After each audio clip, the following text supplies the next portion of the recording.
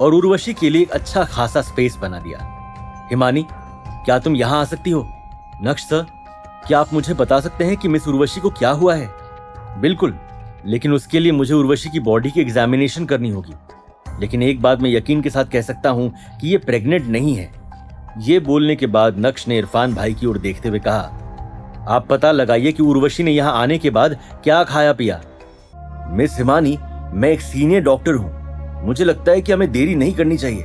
समय निकला जा रहा है और उर्वशी की हालत और खराब होती जा रही है। हमें अभी के अभी हॉस्पिटल के लिए निकलना चाहिए। उसी समय इरफान भाई नक्श की तरफ बढ़े और धीमी आवाज में उसके कान में कुछ फुसफुसाते हुए कहा, जिसे सुनते ही नक्श के चेहरे पर मुस्कान आ गई, जैसे मानो नक्श का अंदाजा एकदम ठीक बैठा हो। लेकिन तभी अचानक से बैंक्वेट हॉल में कुछ लोगों ने एंट्री ली। हटो, हटो मेरे रास्ते से, ये सब चल क्या रहा है? उस आवाज को सुनकर भीड़ में मौजूद सभी लोग रास्ते से हट गए। सभी के चेहरे पर रिस्पेक्ट साफ दिखाई दे रहा था। मेरी बहन, ये तुम लोग उसके साथ ये सब क्या कर रहे हो? मिस्टर कपिल, आप नाराज मत होइए, मैं आपको एक्सप्लेन करती हूँ। मिस हिमानी, मुझे कुछ भी समझाने की जरूरत नहीं है, मुझे कुछ नहीं सुनना है। मेरी बहन को हुआ क्या है और आपने मेरी बहन को हॉस्पिटल क्यों नहीं भेजा? कपिल साहब, हॉस्पिटल ना भेजने का सजेशन इस जावेरी खानदान के यूजलेस दामाद ने दिया, हमारा इससे कोई लेना देना नहीं है। कपिल साहब, अगर मिस उर्वशी को कुछ भी हुआ तो प्लीज आप हमसे बदला मत लेना। हम तो कह कह के थक गए कि मिस उर्वशी को हॉस्पिटल लेकर चलो, लेकिन ये आदमी सुनता ही नहीं है। क्या वो सजेशन वाकई में तुम्हारा था, बेवकूफ इंसान? कपिल मेहता, मिस्टर नक्श मेरे गॉडफादर हैं, इनके साथ तमीज से पेश आओ। इरफान भाई, एक यूजलेस इंसान तुम्हारा गॉडफादर कब से हो गया? इरफान भाई, आप इस मामले में क्यों पड़ रहे हैं? आप हटिए, इन्हें मैं अच्छे से सिचुएशन एक्सप्लेन करता हूँ। गॉडफादर, आप इसे क्या एक्सप्लेन करेंगे? इसे सिर्फ ताकत समझ में आती है। देखो, तुम्हारी बहन एकदम ठीक है, बस उसे एलर्जी हो गई है। मैं तुम्हें गारंटी देता हूँ कि वो 5 मिनट में उठ जाएगी। ओह, तो तुम ये कहना चाहते हो, लेकिन अगर मेरी बहन को कुछ हुआ तो याद रखना, मैं तुम्हें इस होटल से जिंदा नहीं जाने दूंगा।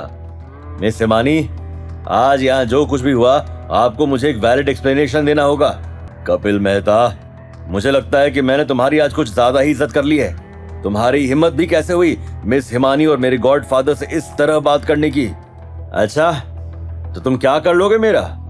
भूलो मत कि मैं एक पॉलिटिशियन हूँ और मेरी वजह से ही तुम जैसे गुंडे आज इतने पावरफुल हुए हैं। इरफान भाई और कपिल का कॉन्वर्सेशन अब विकराल रूप ले चुका था और उन दोनों के बीच फाइट शुरू होने ही वाली थी कि तभी अचानक से उर्वशी ने खांसते हुए अपनी आंखें खोली।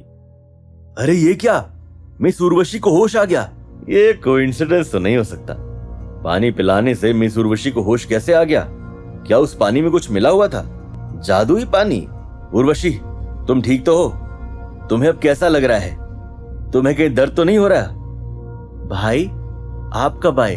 पता नहीं क्या हो गया, अचानक से चक्कर जैसा आया और मेरे पैर मुझे फील ही नहीं हुए, मैं बस गिर गई। सभी का ध्यान नक्श की तरफ गया क्योंकि नक्श ने 5 मिनट में उर्वशी को होश में आ जाने की बात कही थी और वो अंत में सच साबित हुई। सभी नक्श से एक्सप्लेनेशन सुनना चाहते थे। मिस उर्वशी को कुछ नहीं हुआ था, बस उन्होंने फ्राइड मशरूम विद प्रॉन्स खाए थे। कभी कभी हमें पता नहीं चलता, लेकिन हमारी बॉडी कुछ फूड एलिमेंट्स को सहन नहीं कर पाती है और उससे बॉडी में रिएक्शंस होने लगते हैं। वो एकदम परफेक्ट हैं और इस पार्टी को एंजॉय कर सकती हैं, except for eating mushrooms again. ये क्या बकवास है? मेरी बहन को नेचुरली होश आया है। तुम्हारी ये एंटीडोट और रिएक्शंस वाली कहानी किसी और को सुनाना। हो सकता है ऐसे इंसिडेंट्स मेरे साथ पहले भी हुए हैं। जब मैं कॉलेज में थी मुझे लगता था कि शायद मुझे स्ट्रेस होगा, लेकिन मैंने ये कभी भी नोटिस नहीं किया कि जब जब मैंने मशरूम्स खाए तब मैं बेहोश हुई। ओह गॉड, फाइनली मुझे पता चला कि आखिर प्रॉब्लम क्या है। लेकिन मशरूम तो मैं भी बचपन से खाता आ रहा हूँ, मुझे तो आज तक कुछ नहीं हुआ। जेंटलमैन, ये सभी मशरूम खा रहे हैं, इन्हें तो कुछ नहीं हुआ, तो फिर सिर्फ मुझे क्यों? मिस उर्वशी, ये आपकी खुद की प्रॉब्लम है, अब आप खुद इसका पता लगाइए। ही इज राइट, जरूरी नहीं है कि अगर एक इंसान को किसी एक पर्टिकुलर चीज से एलर्जी हो तो वो सभी को होगी। मुझे भी ऐसा लगता है कि उर्वशी को मशरूम से ही एलर्जी है। कुछ इफेक्ट सीरियस नहीं होते, और समय के साथ वीक हो जाते हैं, लेकिन कुछ केसेस में वो एक्सट्रीमली सीरियस होते हैं और मिस उर्वशी का केस सीरियस है। कपिल को भी अब सब कुछ समझ में आ गया था, लेकिन अपने स्टेटस को देखते हुए वो सभी के सामने नक्श से माफी मांगने वालों में से नहीं था। अपने आदमी से कहकर उसने हिमानी के लिए लायक तोहफा रखवाया और अपनी बहन को लेकर होटल प्राइम स्टार से निकल गया। नक्श सर, आज तो आपने कमाल कर दिया। मुझे पता ही नहीं था कि आपको मेडिकल नॉलेज भी है।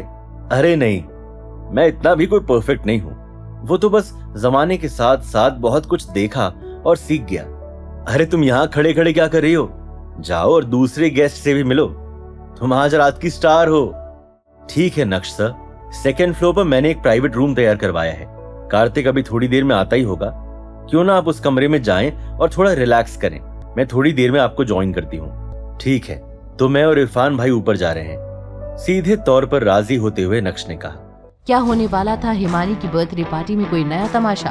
क्या अपने इन्हीं शानदार अंदाज से नक्श कभी जीत पाएगा अपनी सासू मां चित्रा का दिल, या फिर तकदीर ले लेगी कोई नया मोड़? ये जानने के लिए देखिए अगला एपिसोड सिर्फ पॉकेट एफएम के YouTube चैनल पर, और इंस्टा एम्पायर के सारे एपिसोड्स को सुनने के लिए डिस्क्रिप्शन में दी गई लिंक से डाउनलोड कीजिए पॉकेट एफएम ऐप।